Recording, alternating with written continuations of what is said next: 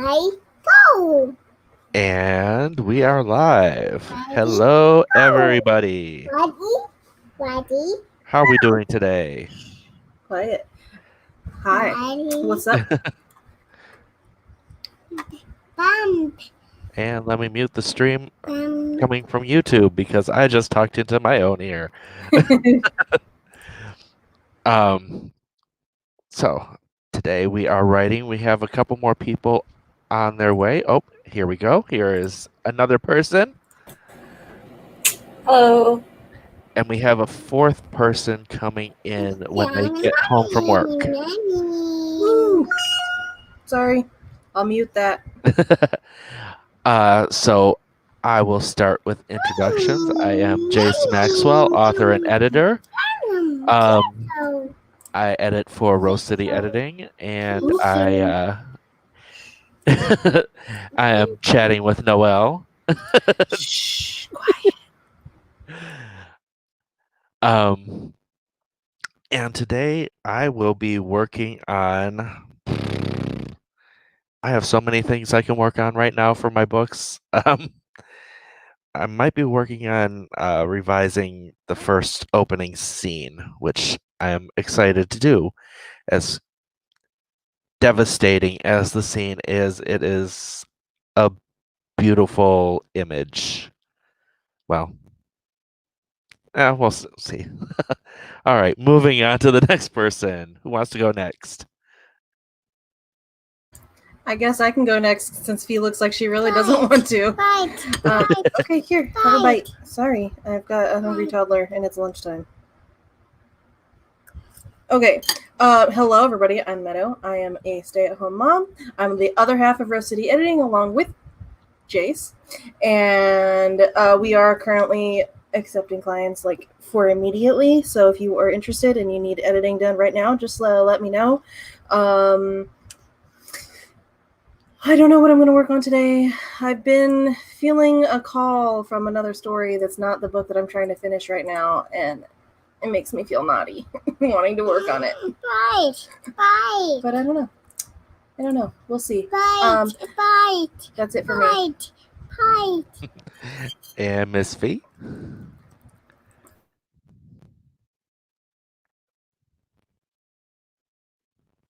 Sorry, I've been getting calls. Oh. It's been kind of annoying. But I don't know, muddling my way through various manuscripts. That's what I'm doing. Hey. All across the board, different genres, different everything. It's all good. Got to decide between story A, story B, and learning more Japanese, right? Yup. I get to start school here on the 21st, so I'm trying to get as much written before then as possible. Excellent. And let's see who we has in the chat. We has Spence. Hello, Spence. And we have Devin. It's not a stream without Devin. And we have Mr. Max. How are you, Max? And what are the other people working on today? People in the chat. Because, yeah, I can't decide between that or some stuff I already started. I made calendars for 3 months for my novels. Ooh, like me? Yep. Okay, child.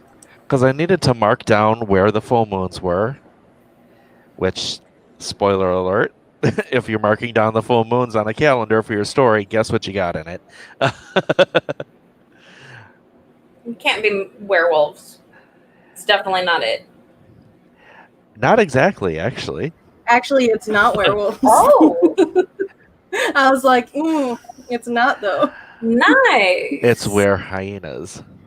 Oh. I have werewolves in my book, so it's okay.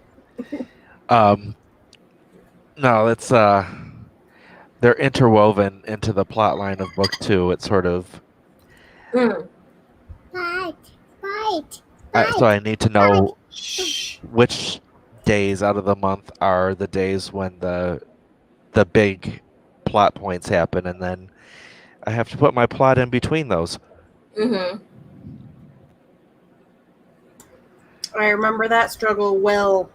In fact, I just had to redo it like last week, so I remember I helped you out it's with very it. fresh.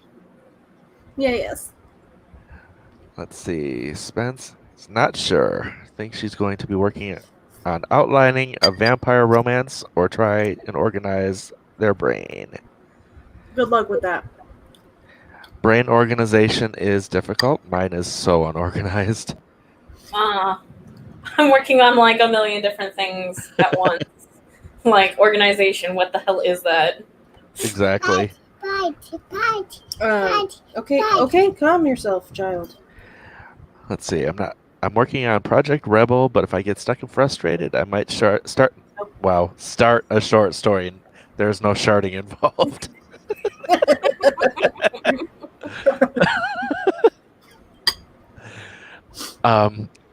Yeah, I'm also looking for songs for a certain stream tomorrow And on Meadows channel. Tomorrow is my birthday, and we are going to be doing a karaoke stream for my birthday nice. at 2:30 Eastern. So anybody who wants to sing, you are more than welcome to come and sing on the stream.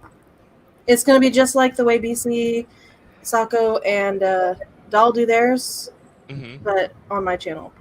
So. Okay, cool. Yeah, we're looking to start up running them on because I think those three do it like once a month. Yeah, and we were If thinking we of do doing it it like once a month too. Yeah, if we do it like on an alternating thing, then we can have it twice a month. Woo! Yeah, and I asked Sako and I was like, hey, is it okay if we do this? Because I don't want to like steal your idea. She's like, no, karaoke's meant to be enjoyed by all, so go ahead. I'm like, yay! And we loves to sing. Yes. Jordan asked me what I wanted for my birthday, and I was like, I want a copy of Save the Cat Writes a Novel because everybody's talking about it and I want to check it out. And I need a copy of Chicago Manual Style. And he's like, oh, how much is that? I'm like, like $70. Yeah, that's like a textbook. And I was like, I don't need it because like I was gonna get the online subscription to it instead, but I'd prefer to have a physical copy of it. I am personally not a fan of Save the Cat. No? It's too formulaic for my taste. In my case, the story that I'm writing, those beats are actually bringing out more intricate ideas about it. I mean, every story can benefit from most of those. What do you call them? Beats? Craft books? Yeah, like the different styles of here's how you're supposed to write a novel. Kind of thing. Like those kind of things can always bring out something new and interesting in your novel. But I personally prefer the 3-act structure over the Save the Cat structure. I like the hero's journey mixed with the 3-act structure. I haven't dabbled in the hero's journey yet. For me, I did the beginning of the hero's journey, but not the end of it because like the whole arc of the hero's journey is that they go on their quest and then they come back and they're different when they come back and they like but she doesn't go back to her old life. She leaves and starts a new life somewhere else. So okay. So it's the hero's journey without the return, basically, for mine. And then I mixed it with the 3-act structure just to get the main, like, I need to have these, big things happen in a certain place in the book, which is where the 3-act structure came in handy. But I do want to get Save the Cat and try to check it out and see if it helps me anymore. I'm not at all in any way saying that it's trash or anything like that. It's definitely good stuff. It's just not my style. Let's see. Mommy, mommy. Spence says John Truby's Anatomy of a Story is a better version of Save the Cat, in her opinion. Okay. Caro's birthday is tomorrow. She'll be doing her birthday stream at the same time. Growls. Yeah. Unfortunately, we can't reschedule birthdays. They Yeah, happen to. I can't reschedule the stream either because I was thinking about making it later, but my grandma called me today and wants me to come over and visit her because I guess she got me something for my birthday, and she's like, "You have to come get it," and I was like, "Okay, I'll come get it." And I've been meaning to go visit her for a while anyway, so. Yeah. You don't have forever with your grandmas. Luckily, with the karaoke stream, you can jump in and out. Right. You don't have to be there constantly. Right. Like if you're like, "Hey, I want to sing," and then you come in and sing, and then you can go do something else, and then come back later and sing again. Mm-hmm. So everyone can be everywhere, because that's how we play in AuthorTube. Woo! Buddy, buddy. Let's see. The Hero's Journey can bite my butt, but that's a personal opinion. I don't like it. I don't like the whole hero's journey. I just liked the beginning of it. I felt like it felt really well with the type of character I was trying to do. The main thing I chose is like the call to action, the denial, then the acceptance, and then like the walking over the threshold moment, which I did in a very literal sense. Where she's like, "Okay, I'm getting ready to leave," and she left her apartment, and that was it. She never went back. She like walked out the door and then looked back. She's like, "Well, I'm gonna miss you. Okay, bye." I'm gonna miss you, but not that much. Bye. Hut. Let's see. Max says, I haven't read Save the Cat because it was so popular a while ago that I literally collected it page by page on the internet. So I don't think there's any point in buying it now. Yeah, that happens. That really happens a lot with stuff. The show that I have been addicted to recently, well, I've watched it all. It's Love Victor, and it's only on Hulu. But I have managed to find every minute of the show, piece by piece, all over YouTube. Oh, wow. All right. How do we feel about a 15? I'm good with the 15. That works for me.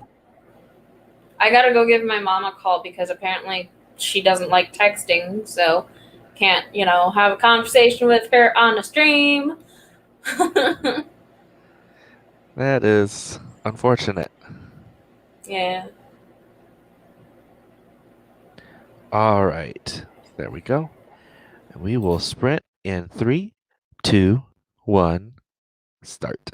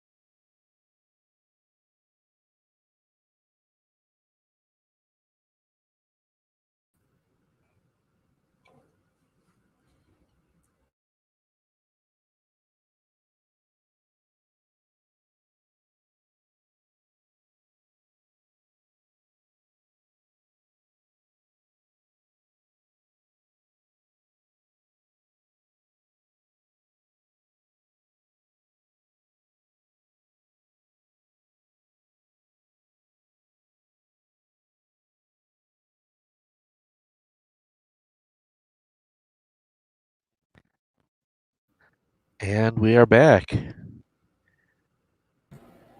How did people do?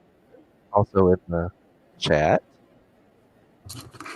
And we have someone who has joined us.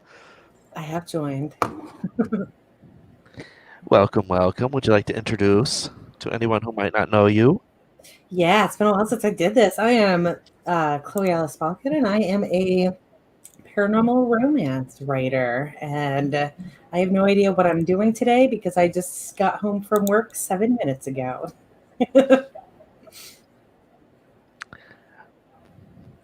I unfortunately during that stream could not find the song I was thinking of. It really sucks when you don't know the title or the lyrics. You just know the feeling and sort of what it's about.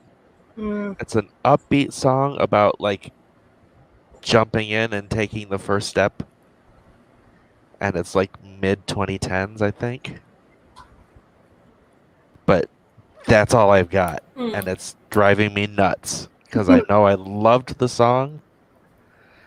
Ugh, it's irritating. You know what's super awesome? Everything from one of my projects that I'm writing with a fellow author is gone. No. They don't have it either? Just all of Google Drives. They don't have it saved It's- either? Oh, shit. How much work did you guys have already done? We worked out the two main characters. I started writing the first bit. We had the plot outline. I mean, like, the actual writing hadn't really gotten that far, but, like, everything was all set up. Well, at least you didn't lose any actual, like, writing. I guess that's a bonus. Trying to put positive on it so you don't feel as bad.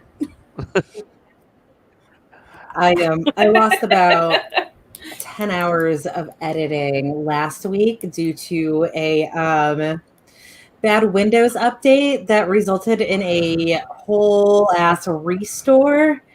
And I have not brought myself to opening up that project yet. And also that project has a deadline in a month and a half. It is due out. And I'm like, I have to finish that edit, but also I'm just scared to open it. I don't know like how much is missing from it. And at that point, like I know that I deleted like 1,400 words out of it. And I feel like I'm never going to be able to figure out where those words were.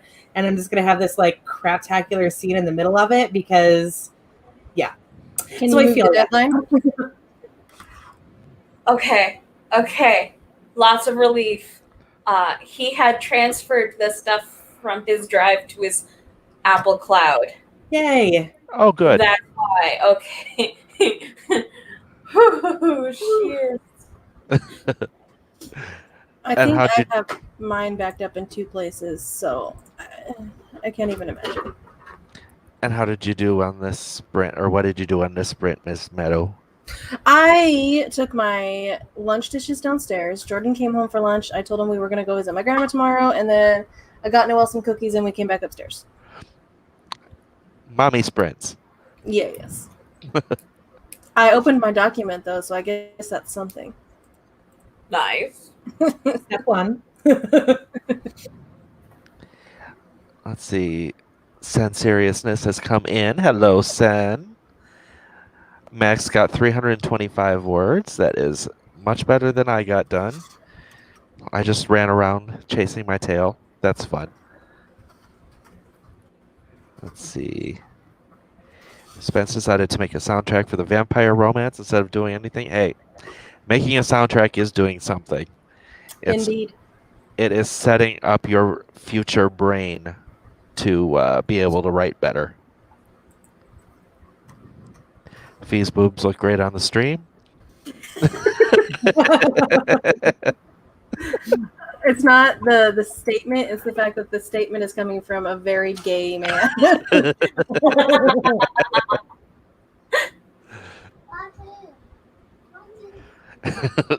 It has one song. Well, Very it's productive. going to be a short writing session. My writing playlist Or- has 302. It could alternatively be a very repetitive writing session. I was gonna say the same song Yeah. on a loop for hours. Or maybe it's a Fish song, and that one song equals a very long session. Well, they make those videos on YouTube that are the same song that are being played for like 10 hours. Yes. I can't even imagine the number of copyrights. Oh, it would just be one.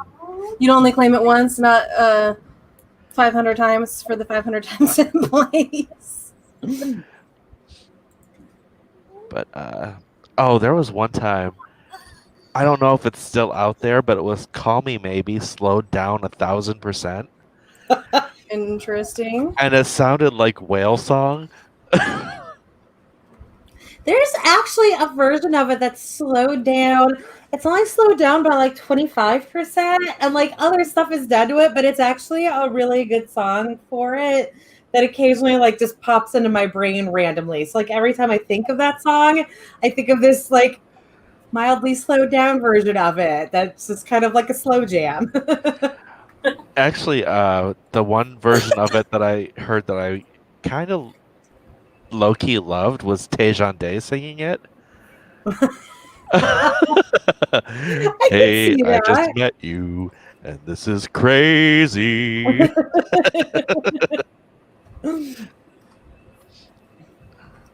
Spence is totally here for listening to the song for 10 hours straight, not gonna lie.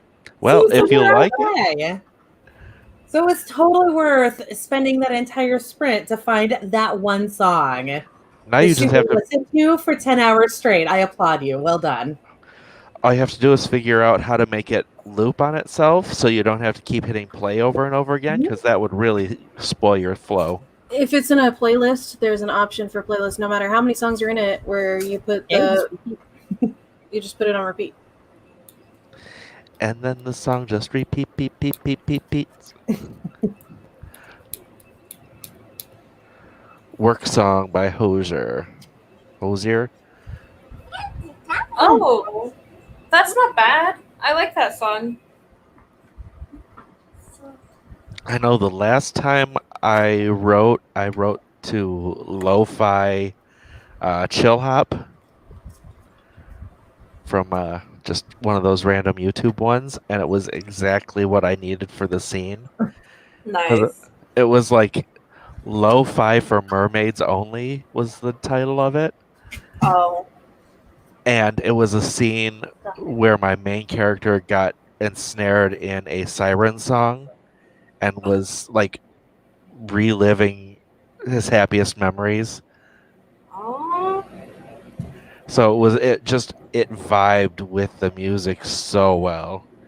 That's And good. you can't see my hands doing that vibing Vibe with the music. pretty much, yeah. All right. I'm not sure what I want to do for the next sprint. I gave Noelle the cookies, and they were these sandwich cookies that had fudge in the middle. And she took the cookies apart and ate all the fudge out the middle and left all the cookies. I feel that. That's mood right there. She's got her priorities. I would have done the opposite. All through my life as a kid, I preferred the cookie to the stuffing in the middle of whatever sandwich cookies. I usually just eat them both at the same time. Because you're vanilla. Sorry.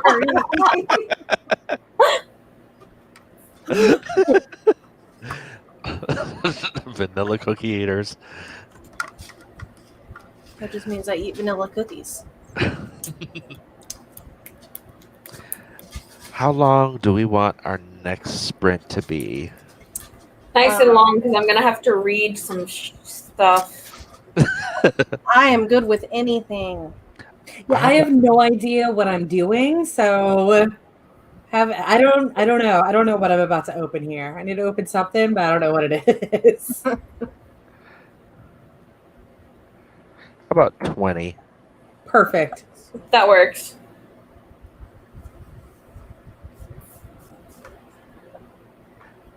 And would someone want to Noelle, call it out? come here. We'll write in 3, 2, one. Do the stuff. Woo.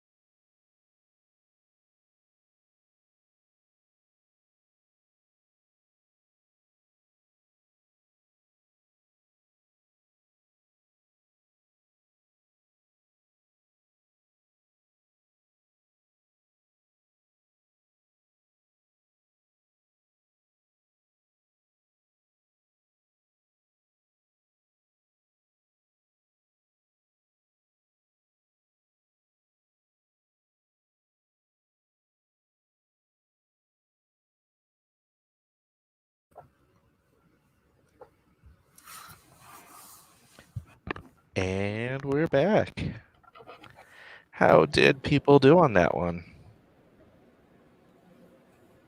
I actually mostly cleared out room on my drive because I was reaching that 15 gig limit.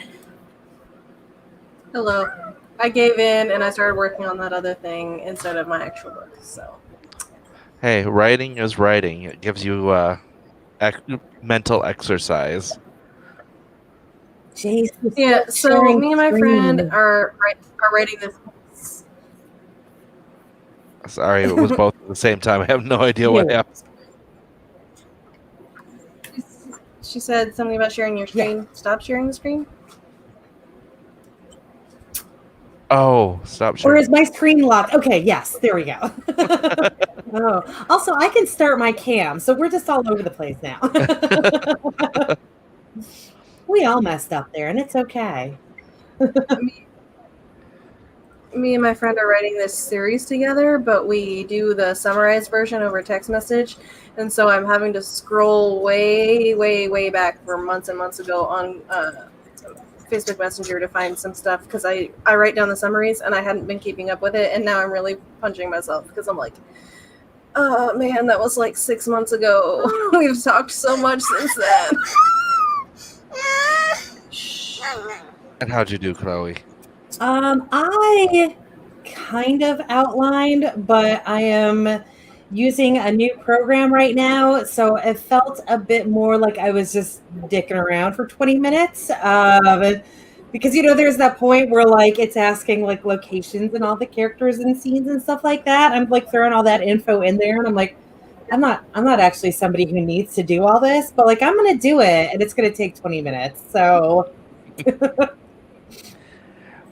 I personally read the next section of Save the Cat Writes a Novel, and it was a really easy one for me to fit into my current novel just because that particular one is a beat that I hit hard already. And then I came to my desk and I saw that when I picked stuff up, there was like a gray film on it. And I'm just like, okay, clear everything off and scrub. now, do you actually like clean and put everything away, or are you like me where you lift everything up and clean underneath it and then you put it back down? Because I feel like a trash monster for doing that, and I can't stop myself. Well, the stuff I moved was my writing stuff, so it's just stacked. Oh, okay.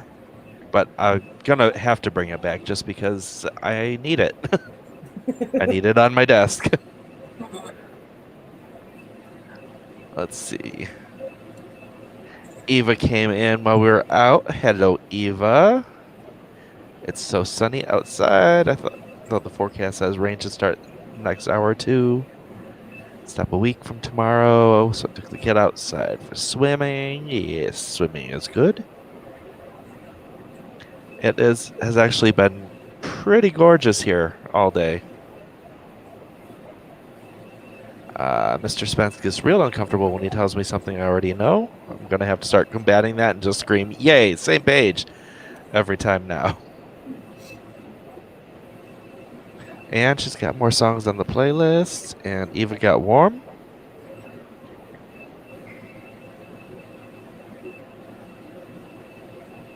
It's a search option if you... Oh, okay. Yeah, I've been trying to do that, but I can't remember the names of the characters, so I'm not really sure what to search for right now. I've been searching like the names of different characters because the last thing I had summarized was number 5, and we're on number 11 now. So of the stories, because it's a series and they're all interconnected to each other. So yeah, we're on number 11, and I have to go all the way back to number 5, which was like, I actually think it was like a year ago. So, fuck my life. Scrolling back a year in Messenger sounds like a fun time. It's probably going to take me all day. Yeah, the beat that I hit was theme stated, which when you think about how things are in my story, his grandmother is always giving him advice, and it's just kind of a given that she's going to tell him the right answer to how to make himself happy.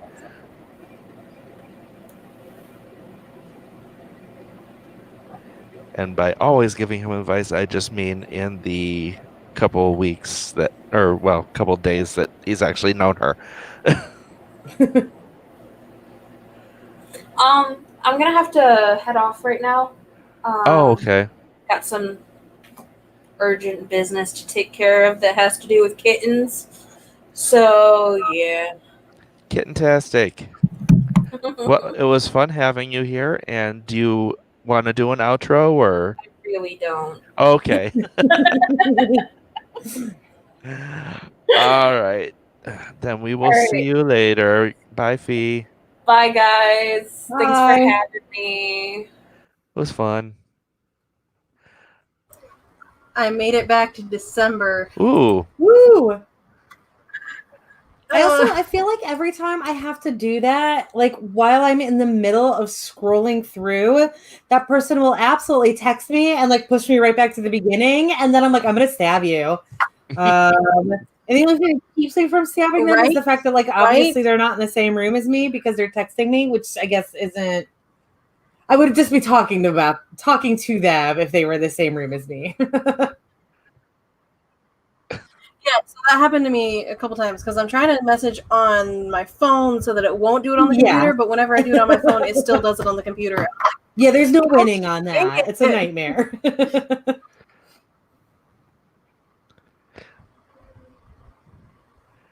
Yeah, Devin said bye, Fee and her boobs.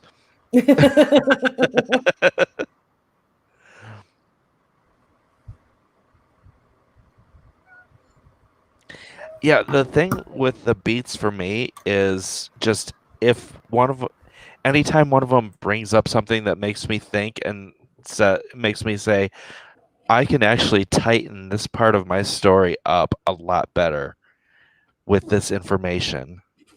That's what I'm using it for. It's not to like restructure everything. It's just to tighten things and get a better sense of how things work. Part of it I ran into like right away in the first chapter of the book. It said figure out what your main character's wants versus their needs are. And I realized that I never really had his wants down.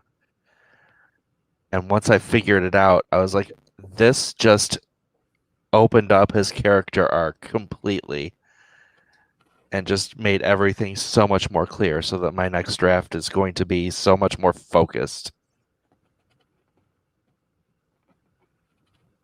I also struggle with the beats thing. Like I can outline and like I'm doing it now, but as soon as I try to like do anything with beats or like figuring out that like wants versus needs, stuff like that, I can't.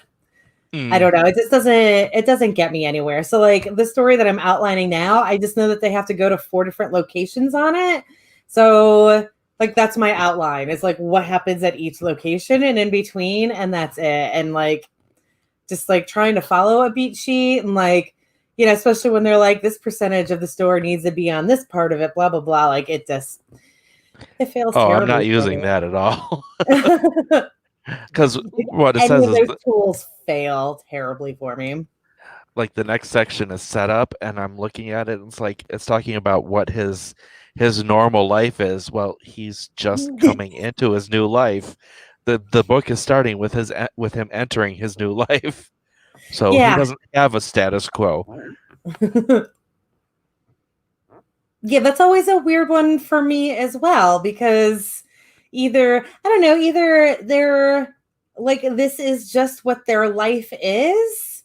You know, I like it's not like I'm writing slice of life, but like a lot of these characters, like if I'm writing like bounty hunter stories, well, they're bounty hunters. They were a bounty hunter yesterday and they're a bounty hunter today, and this is just the bounty that brought them to the love of their life or what have you. So stuff like that doesn't doesn't get me anywhere. The wants versus needs doesn't get me anywhere. Like I don't know. They just kind of, I guess a lot of that stuff just like happens behind the scenes in my brain, and I don't really need to. My the program that I'm using right now and its character stuff, it wants like goals for characters, and then like it also wants goals for like what the goal of the scene is, and I'm like, I don't know, they're just gonna like do this thing and then they're gonna do the next thing, and there's a reason for it, but I'm not actively thinking of it. Let's see. Spence says they're hoping when they go back through and edit the big project, it'll help. But building one from scratch is overwhelming right now. Yeah. That's right now with me thinking of book 2 versus editing book 1. It's like book 2 is a monolith standing at the end of the road, and I've got little bits and pieces that I can work on over here in my corner. And hello, Brooke. I don't think I've seen you before. I made it all the way to December, and now I'm back at the freaking beginning again. That right there. The program can like suck it. Oh my god, that drives me nuts. I want to stab somebody repeatedly Yeah. in the face. Can you search for December? No, I tried that already.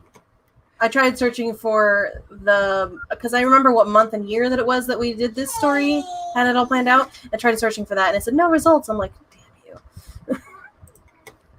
So Brooke is doing a read through of their first draft in preparation for editing. I cannot speak.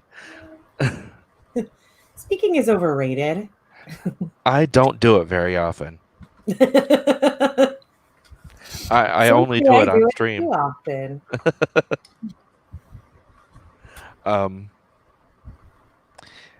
Yeah, well, the wants versus needs thing, that one, see, for my book, it's a very like internal journey that he's going on. So that particular aspect of it rings loud and clear for that type of journey. But I didn't realize that his want was really to go back to the life that he had back in his old home, because he was actually happy before the wrecking ball hit it. And he basically wants to put the toothpaste back in the tube, and it's just not possible. Because now people know that certain people know that he's gay, and he didn't want that. He just wants his old life back.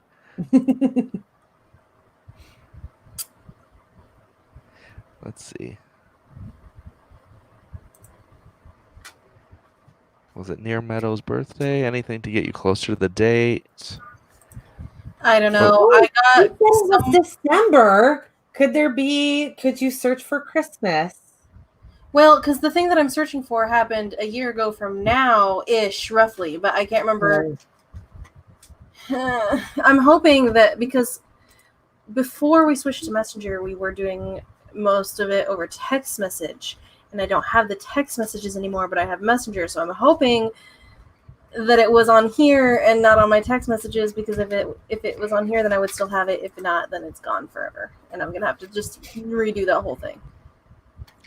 And if you really scroll back far enough, just wake me up when September ends. Sorry, bad joke. Dad joke. The only reason why I got to December is because I searched for something, but when I closed out the search, because I was like, oh, that wasn't what I was looking for, it took me back to where I was before, which is July. So I'm in July 2020, and I need to get back way, way, way before this. Do they have the other half of the conversation? It would be in the same Messenger thing, and he's definitely not going to scroll that far. He's not that dedicated. Oh, It's one of those relationships where they throw out a few ideas and you have to do all the work. I don't mind it because he's just not that kind of person. He's never been. He's a really creative person, and he always like helps me out with stories and stuff. But when it comes to the actual like outlining, writing things down aspect of it, that's all on me, which is fine. But I'm the one that didn't keep up on it, and I should have. So I'm looking at it where I left off. So actually, I left off on number 6. I'm looking at where I left off, and I left off halfway through number 6, and we are on number 11. So I'm like, shh. Why did I do this to myself? No, the reason that's funny to me is that whole he's throwing out all these ideas and really spurring your imagination and everything, but when it comes down to it, you've got to do it's down to you to do the heavy lifting, and it's like, that sounds familiar. Wait, is that us?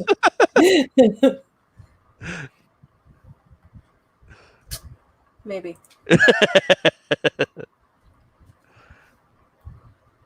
But I do have great ideas. You know what? I think it was over text message for this one that I left.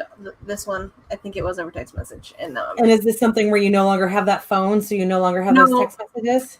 I have the phone still, but back then I used to delete my messages regularly because it slows down my phone if I don't delete them. Mm-hmm. And so yeah, I don't so then this does bounce to him. Is he still using the same phone? Maybe. Yeah, because like he doesn't have a choice in the matter then. Either he has them or it's lost forever. And then you have to redetermine what you want to call these people and everything. Well, okay, so the one number 6, I can come up with the ending of it because I have up until I have the first 2/3 of the story, and then the last 1/3 is what's missing.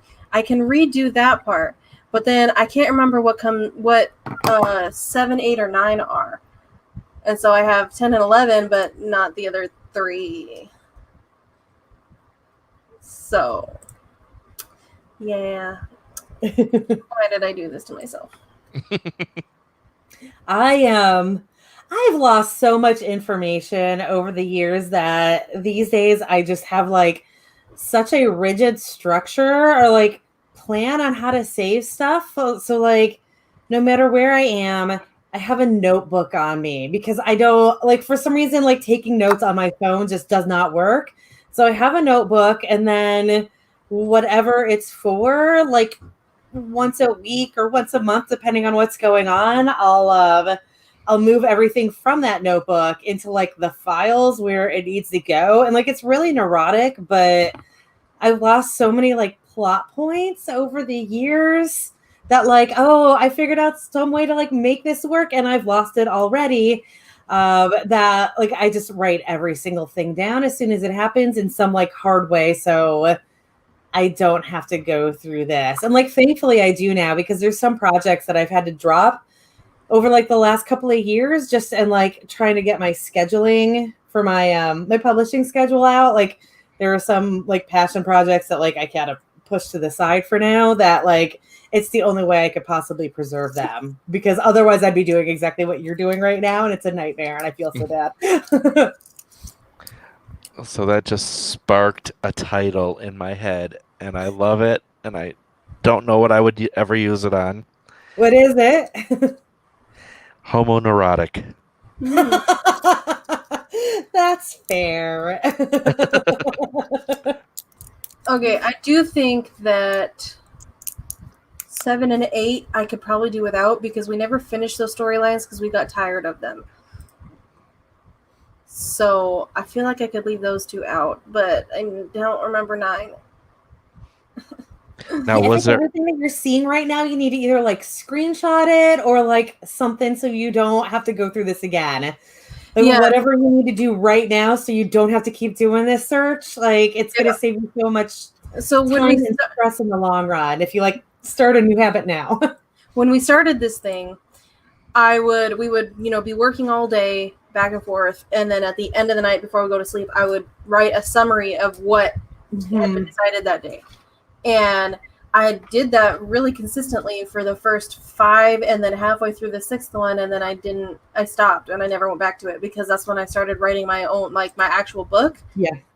And so my book got in the way of my series that I was writing with my friend, and now I'm upset because I actually want to work on this and I can't.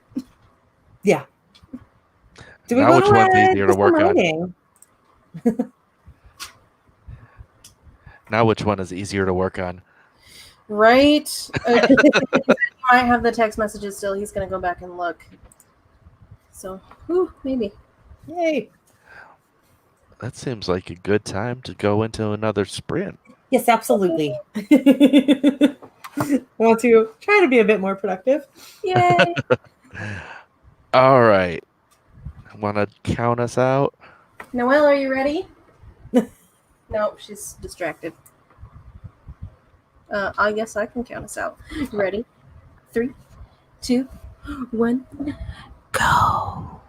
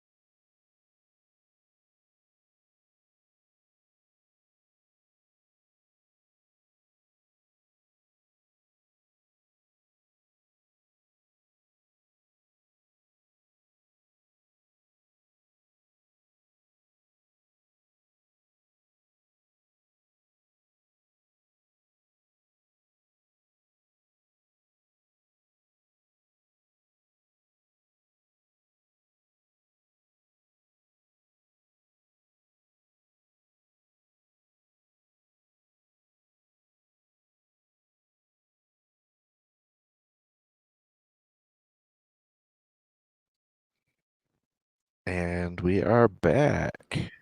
Woo. How did people do? Oh, I know. I threw a little bit more into this outline. That's good. Yeah, for some things that are like just not quantifiable, that how did you do is just like stuff, I guess. I clicked on stuff for a while.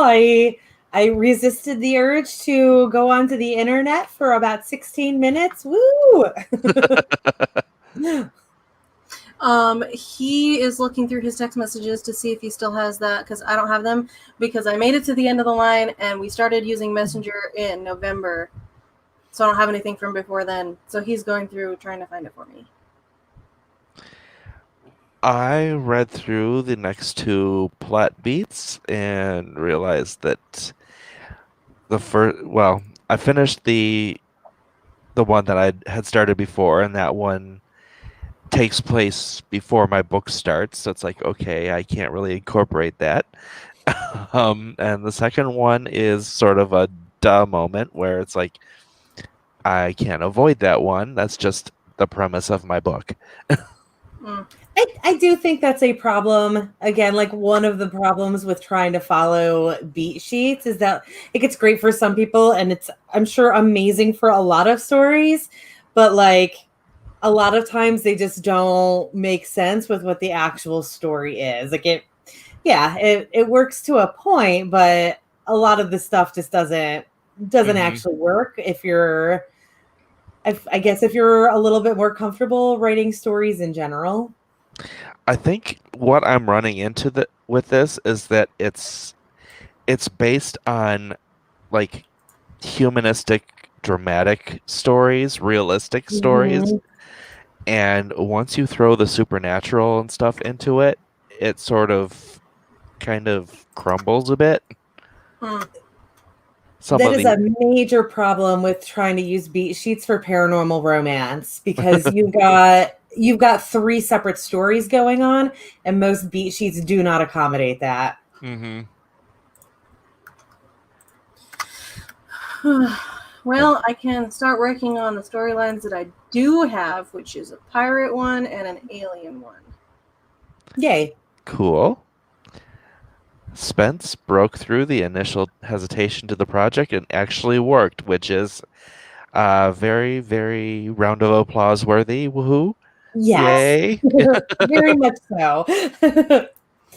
So I have a little like hive mind question for you guys. The story that I am outlining right now, it is from my Angels and Demons romance series, which is also romantic comedy, a rom-com series. There is an angelic waypoint on Earth where all of the angels have to check in on their way to Earth, because right now things are not going right on Earth, so they have to get little microchip thingies happening. Where should that waypoint be? Where would be like a real dumb or funny place on Earth for that to be? For some reason, what hit my brain immediately was Milwaukee. And I was like, I feel like I can do better than Milwaukee. First thing that hit my head was Ellis Island, but...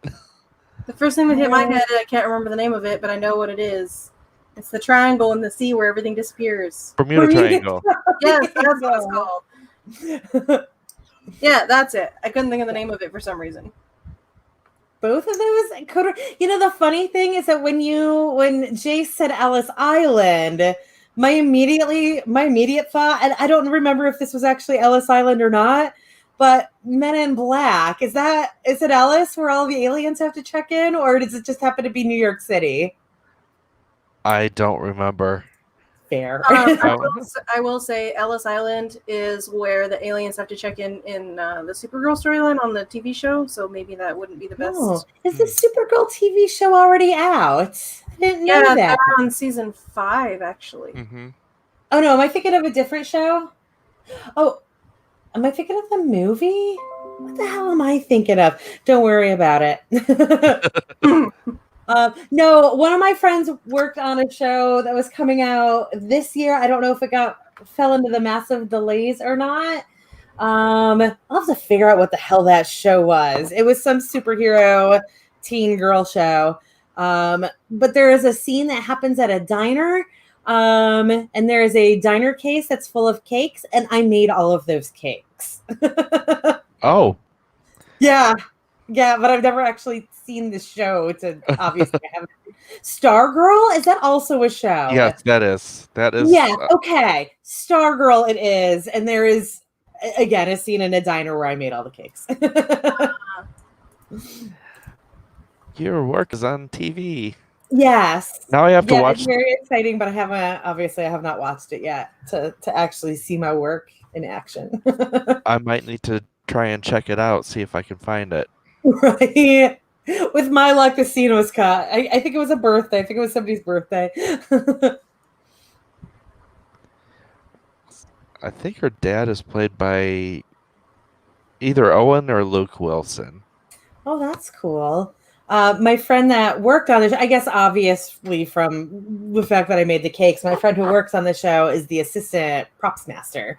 And I believe her name is actually in the credits this time. She had her own parking spot and everything. She's moving up. We're real proud of her, but now she's been unemployed because of COVID. Yeah, that's. I had a friend tell me that her grandfather wrote the book that show is based off of. Oh, that's cool. I don't know. I haven't confirmed, but perhaps. Stargirl is a DC comic. Well, Yes. actually, it's the Justice Society from like the 40s, I believe.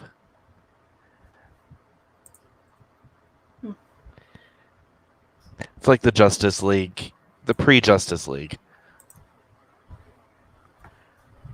And she was Yeah, one there of was, I guess, a movie, and then they immediately put out a TV show, so there was a bunch of confusion with that, but it was the TV show that she worked on. Yeah, the TV show is. Well, no, it's not specifically in the Arrowverse. I don't know how versed you are in it, but Crisis on I don't know the Arrowverse. Like, I know of it because I do skirt stuff like that, but I don't, like, that is not one that I'm actively involved in. Basically, the big crossover event of the season merged all the universes that they had, and then new universes started. Mm-hmm. And Stargirl is in one of the new universes, so they're not. Oh, okay. That helps. It's nice to know how everything ties together when you're doing these comic book verses, because yeah, everything ties together in crazy ways. And like sometimes, when you get like ties like American Horror Story, and it's like, how are these tied together? But apparently they all are. It's really nice when it's a lot more basic, like, well, they are all in the Justice League. Yeah, that's a lot easier to figure out. This thing I'm currently working on is me and my best friend's personal version of an interconnected like universe like that, where all the storylines are their own thing, but they all come together in the end. We're calling it our MMCU because it's his name is Marcus, my name is Meadow, so MM and then CU just because it's MCU. So I love novels that are written in situations like that, where they're like standalones, but they're still part of a series and they all connect together. Especially like for me, again, because I'm paranormal romance, both writer and reader. That's really convenient when they have, authors will put out like sets of 4 books that are all like one continuous series, but then they'll do like 10 different series that are all in the same verse. And it's nice for both the writer and the reader, because like I will keep reading all of your stuff because it's all in the same verse. I don't need to learn anything new. And obviously it's good for the writer because they're making all that money from the fact that I'm willing to read 40 books because I know I'm not switching verses and like everything is going to be consistent and yay.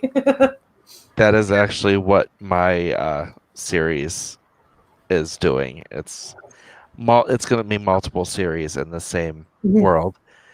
And actually, I'm kind of looking for people to write the other, at least 3 out of the 4 other worlds, because it's 5 worlds. But they would have to be, interested in writing, creating, and developing these new entire worlds. Right. Hey, I'm still kind of thinking about it.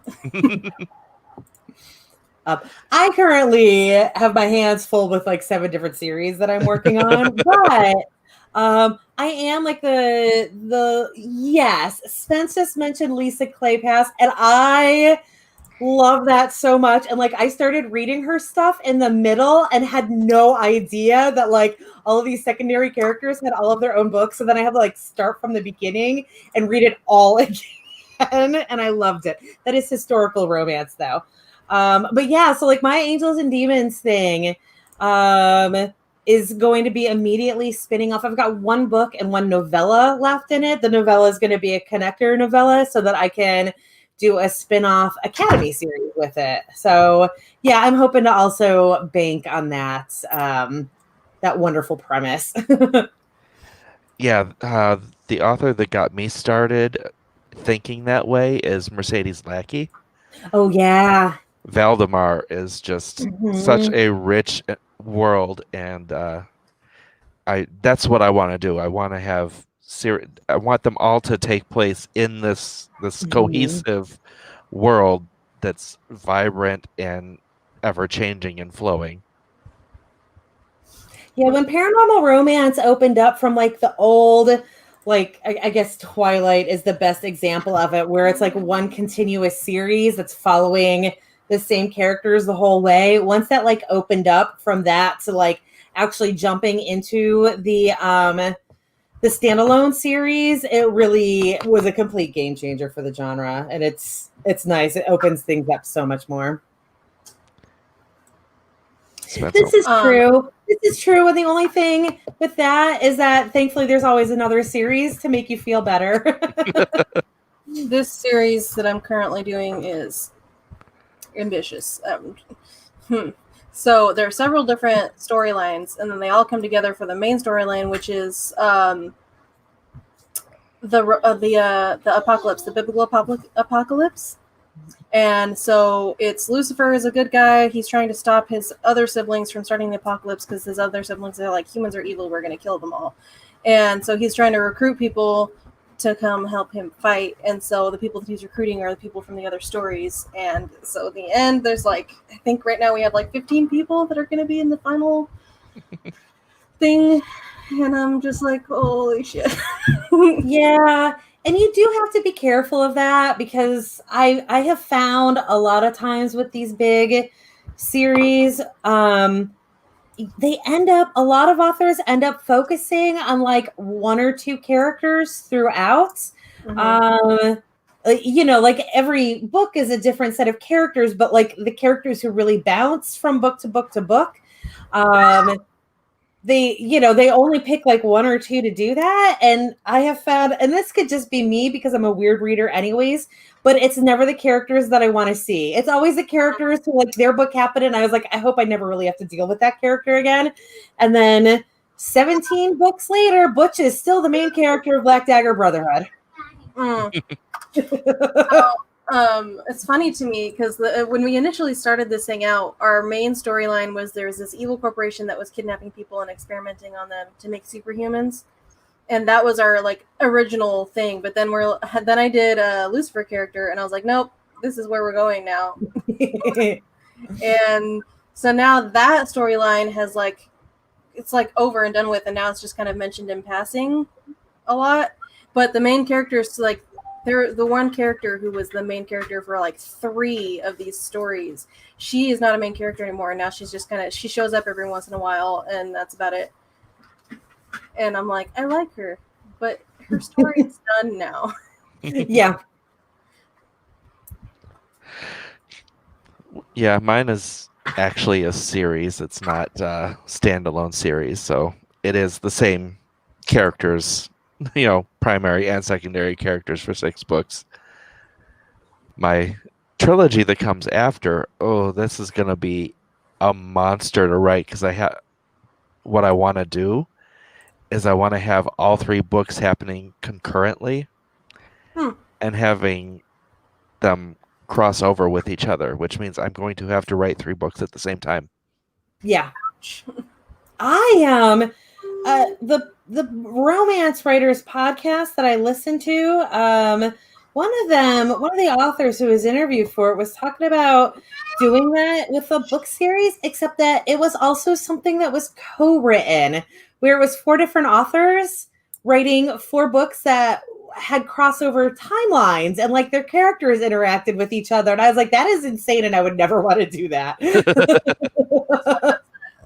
Not necessarily the timelines part, but like the crossover with characters constantly. And I'm like, that's why I have to do the summaries, because it's confusing. Child. Yeah, see, I've got the characters from the first 6-book series. They're going to go off to 3 separate colleges. And they're going to be fighting 3 separate supernatural things, but they're going to have breaks and vacations and stuff. And during spring break they're all going to go to the girls in Miami. My Shifter series, they're all concurrent for the most part, but also I cheated and they don't have any like good way of like talking to each other, and there's no like active conversations happening, so it's mostly like the end of each novel goes back to them all being together again. So I was a cheating cheater on it, and they're happening concurrently, but like I didn't have to worry about any of that stuff. I do want to have some genius conversations though, where a character in book 1 is having a phone conversation with someone in book 3, and it really helps them in book 1, but when you get to book 3 you're finding out that it has a completely different meaning for them, and it helps them out in a completely different way. But that's going to take some cleverness. Yeah, I literally just use that as like foreshadowing. Like the end of the book would be like, hey, so-and-so just called and let me tell you what just happened to him, like that sort of thing where I could, it was literally just that like foreshadowing for the next book. Because again, I'm a cheating cheater. Hey, there's nothing wrong with that. I'm doing that in every book in the first series. Right. Well, not in the first book. The first book is neatly wrapped up in a bow. So neatly wrapped up in a nice, pretty little bow. Getting neater. It's a rainbow. It's a rainbow, yes. But yeah, books 2 through 5 will all be ending with something that is either a big massive blow to the series or just something to open up the next book. Yeah. I always do that, and I know that like technically, at least in romance, you're not really supposed to do that. Like apparently people hate cliffhangers, but like I fucking love cliffhangers and I will use them every damn time. I don't care. See, if you do it right, it's not a cliffhanger, it's just a teaser. Yeah. It just says, hey, we've cleaned up this story, but here's something that's coming down the line. How'd you like to read that one? Usually that is the case, but like with the series that I'm working on now, the first 2 were like that, where there was just like, actually I didn't have any cliffhangers in the first book, except that like the couple in the second book had already met and had like they're fallen out in the first book, but like it is what it is. In the second book, they get to the end of it, and everything seems fine. And then the character that is the main character in the third book, at the end of the second one, she gets like kidnapped, basically. And that's where it ends. But now between the third and the fourth book, they are a continuous plot line, where like the events of the third book sets up the fourth book. And I'm like, hopefully people who have already gotten this far in the series will be like, yes, I'm going to keep reading this, even though this just happened. I think one of the places I've seen that done really, really well, that teaser for the next thing. I don't remember which season of Supernatural it was, but they actually they resolved their storyline. Everything was taken care of, and then all the angels started falling from heaven. And that was the end of the season. And I think what that did was, it said, we've resolved that. Here's something that you're going to have to deal with next season. Enjoy. You can go ahead and speculate. It's, we're opening up a whole new set of adventures here. And then there was that time in Buffy where they just killed Buffy because they weren't sure if they were going to have another season or not. Yes. That was a thing that happened. Yes.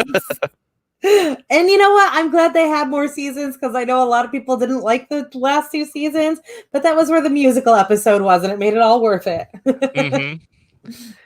Have you watched people react to those? React to the... No, I watched them all before there was such a thing as reaction videos. No, there's just channels going through them now, and it's just really fun because the cool thing about watching a reaction channels is that you get to watch it for the first time through their eyes. Right. So you get to actually feel a new person, experiencing this. Does it age well? This is a show that's 20 years old now. A lot of the stuff, most of the stuff does. Okay, good. A lot of what Xander says doesn't. That's fair. That's fair. It's like, watching Mystery Science Theater and they're making references from like 1975. You're like, oh, this made sense. You're just like, oh, wow, Xander, that's a lot of toxic masculinity going on there. Yeah, but that was, I will say for that, though, is that, like, that was absolutely a problem. Like, mm-hmm. that was a problem even when the show was written. Right. Like, yeah, like, that was always his, like, one of his, his tragic flaw was that, like, he was the one character who was kind of useless in the group, but also, like, he's the guy. And so, like, he has that, like, guy complex. He has that toxic masculinity complex. So I'm sure that it, like you said, it certainly did not get any better with age, but I will give them credit that was also something that at the time they did consider a problem. Mm-hmm. Yes. I haven't watched many of this. No. I am literally the same age as Buffy. So I was in high school when Buffy was in high school. I'm trying to remember. It started in what, 97? Buffy was class of 99. Okay, so I graduated college in 99. Mm-hmm. So I graduated high school in 98. So yeah, I was technically 1 year older than her, but yeah, we're the same age. Yeah, basically the same for me too. Yeah. I was going through college. So season 4, when that started, I was in college when that started. And it's just like, ooh, this is life.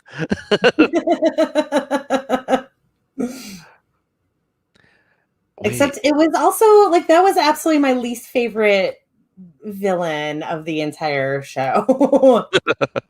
Like, there were definitely, like, Beer Bad was one of my favorite episodes.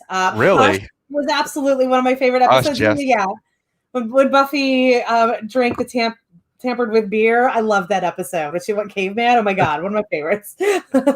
That's been considered one of the worst episodes. It absolutely is, and I don't care. I loved it. Guilty pleasure. Okay. Yeah, In that case, if we're going guilty pleasures, Go Fish.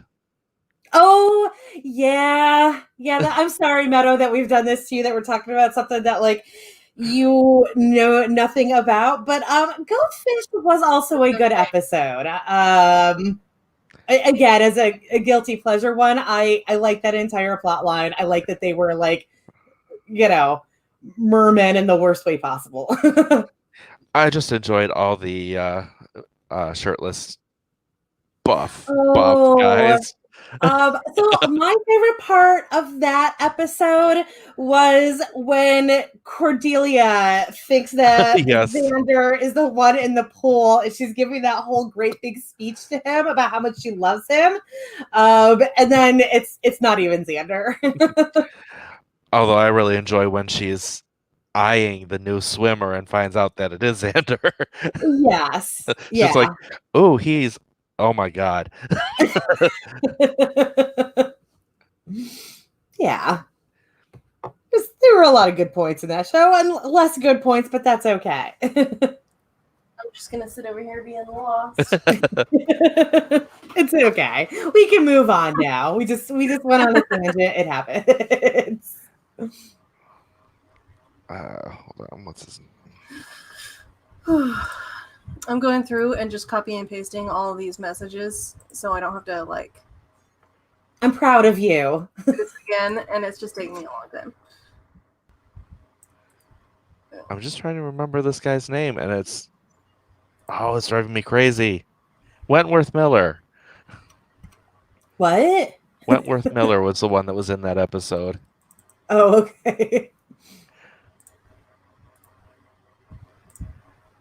Do you know who he is? No idea. Oh, okay. He was on Prison Break, and he played Captain Cold in the Arrowverse shows. Oh, so Ben. Yeah, basically. No, but he was. Oh, that guy. Yes, and by that I mean I just pulled up his thing, and yes, I do recognize him.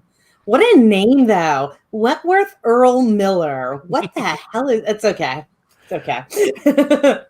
Actually, my main character is based off of his look. I support Because that. Wentworth Miller is actually black. He is white passing black. And that is what Ben is. So I'm thinking in that look where it's like you really don't know, but damn, he's Yeah. fine.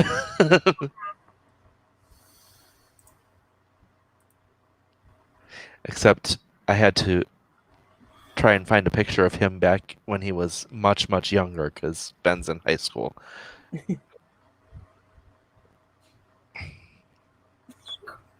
Oh God. Okay, so my friend who's going through his text messages, he said, "Son of a bitch, I got back to the text that said Lucifer's name, and then my fucking messenger thing just crashed."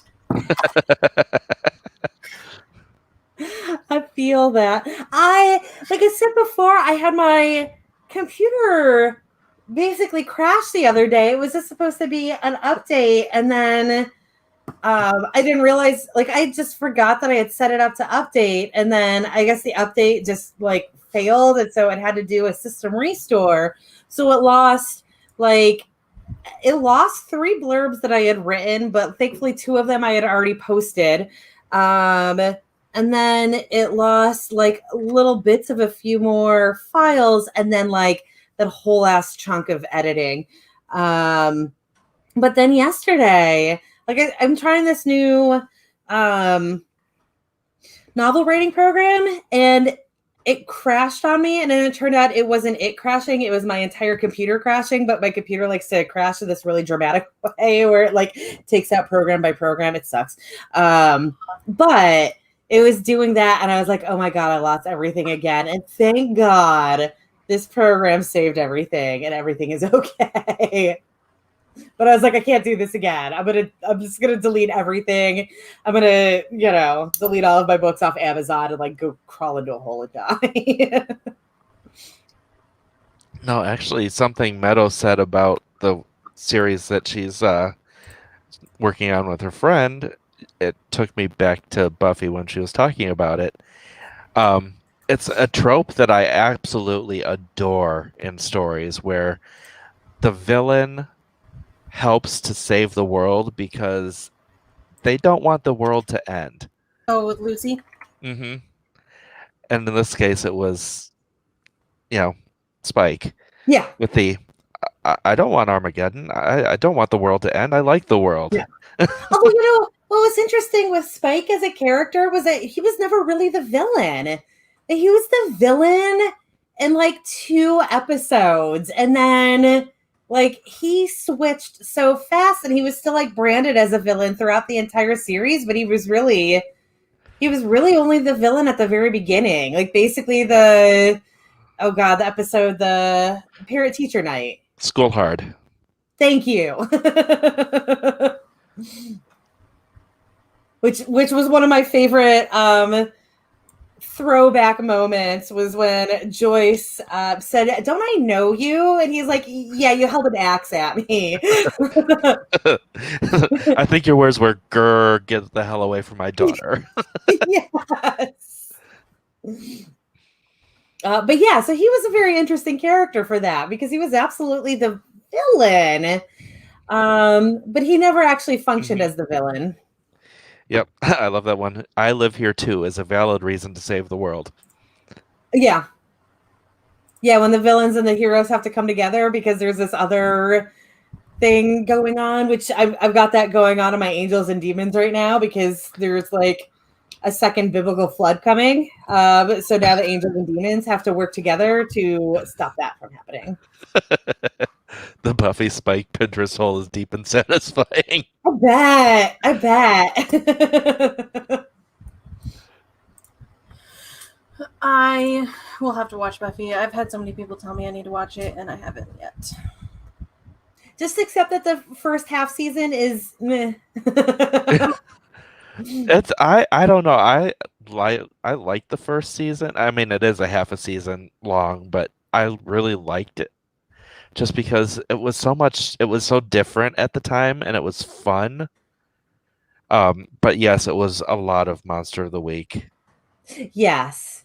Yeah, they don't really like get into the flow of like them actually like being, teenagers growing up and having their lives and everything. As it goes on, it becomes very much about their lives as they're dealing with these monsters. Whereas that first season is just like dealing with monsters and living their lives. But the really great thing about the show is even if the first season wasn't that great, it's still reflected on throughout the series. Just bits and pieces, little Easter eggs from the first season. Yeah. Oh, and literally they end with the first season again. Mm-hmm.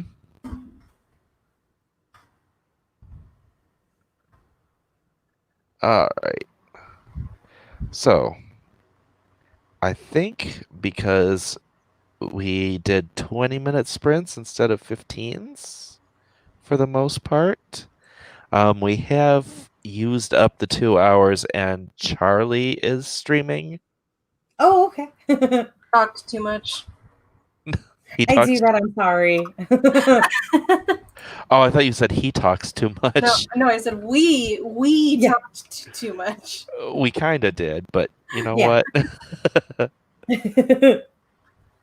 That is why on my channel, Sandy and I have a set schedule because we know that we are going to like never shut up otherwise. So Spence actually prefers the movie. I love the movie. I don't compare the movie and the show because I just consider them to be 2 different representations. I realize that it's the exact same. It's all Joss Whedon. So like I'm like making up my own narrative for it, but I just consider them to be 2 interpretations of the same premise.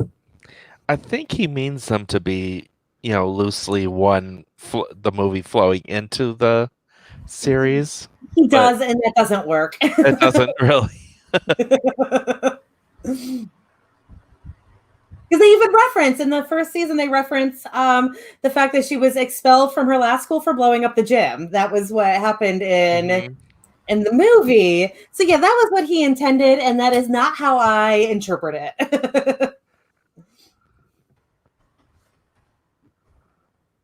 Let's see. Man, why do I do this to myself? I don't know. Oh wait, Charlie just went live. Charlotte's about to go live. And wait, close that. And Haley Haggerty started streaming. So there's 3 different streams.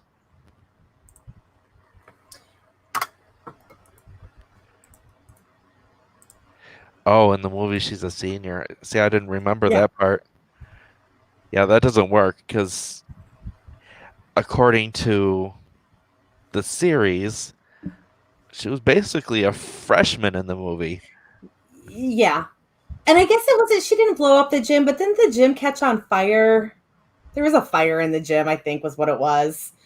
There's some, she does totally kill somebody in front of everyone though.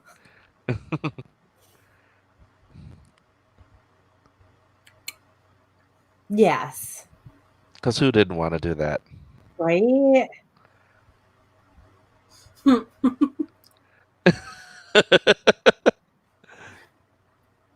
Okay, so my dream guy when I was younger, anybody who's seen the movie Grease 2, I heavily identified with the main character of that movie when I was younger. I want a cool ride. Yeah, but she ends up with like the biggest nerd on the block. Yeah, but he made himself into a cool writer, so he was the best writer out of all the people in the movie. This is fair. Oh man. Okay, I know Yes. some people say that it's Pee not Herman's death was the best, and in Buffy. Anyway, sorry. and I know some people say Grease 2 sucks comparatively to Grease 1, but I like it more than the first Grease movie. I don't like it more, but I understand. Like, I definitely think it's underrated. I don't think it's amazing by any means, but I think it does deserve more credit than it gets. I think a big part of it for me is that my mom grew up when that movie was really, really popular, so she loved it. Mhm. And because she loved it, and she had this cassette tape that was the soundtrack of Grease 2 that she then passed on to me, and I had a radio that I had in my bedroom that only played CDs or tapes, and so I listened to it like constantly. Yeah. And so I That'll think do it. it's because I saw Grease 2 first before I saw the first Grease, and I listened to the soundtrack constantly. So, yeah. I get into arguments sometimes because people are like, "Oh, Grease 2 is terrible. I don't know why you like it." I'm like, "It's not terrible, okay?" Yeah. I will counter. You ruined my jacket. Kill him a lot too. That was me favorite shirt. That was me only shirt. Oh, Kendra.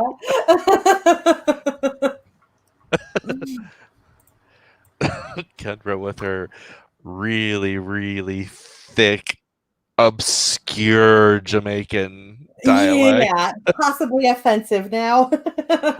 No, it turned out that it was a real dialect from some like really backwater like group in Jamaica. It was authentic, but it was so obscure Yeah. that like two people spoke with that accent in the world.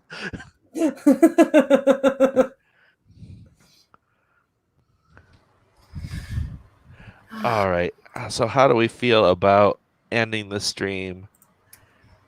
I guess. Sounds like dinner is starting to happen out in the rest of the house, so I guess it's about time for me. All right. Does people want to do wow, English. English good. Do people want to do outros? I guess. I guess we Not our outro. My turn. All right. Okay. Yeah. Okay, hello everybody. I am Meadow. I am one half of Rose City Editing. If you need editing done for your book, please let me or Jason know, and we'll work with you right away. Tomorrow is my birthday. We are doing a AuthorTube karaoke stream on my channel at 2:30 Eastern tomorrow. So if you want to do karaoke, please come. You're welcome to join us on screen and sing songs. And that's it for me. Yay. Woohoo. I am Chloe Alice Balkin, and I am one half of Word Stitch, which streams Mondays at 4 p.m. Eastern. And I am a paranormal romance and also erotic romance writer. And I am about to put a new book up on Booksprout for ARC reading. It is a erotic romance that kind of involves clones and psychic powers, but is mostly just an erotic romance. Yeah, so that'll be up tomorrow. Fun times. And I am Jace Maxwell, the other half of Rose City Editing, and I am currently a new adult urban fantasy author. And I stream it this time every week as long as I'm alive. All right. It was fun having everyone here, and we are going to end the broadcast. Bye, everybody. Bye, guys.